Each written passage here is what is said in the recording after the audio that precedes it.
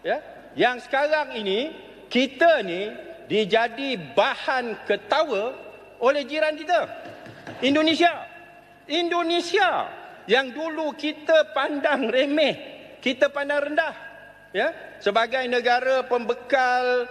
buruh kasar, pembantu rumah, ya, masyarakat yang kurang maju, kitalah yang paling maju di kalangan rumpun Melayu dan sebagainya. Tetapi sekarang ini kita malu, ya, kita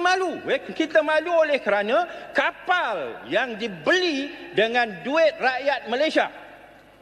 yang 1,000 juta itu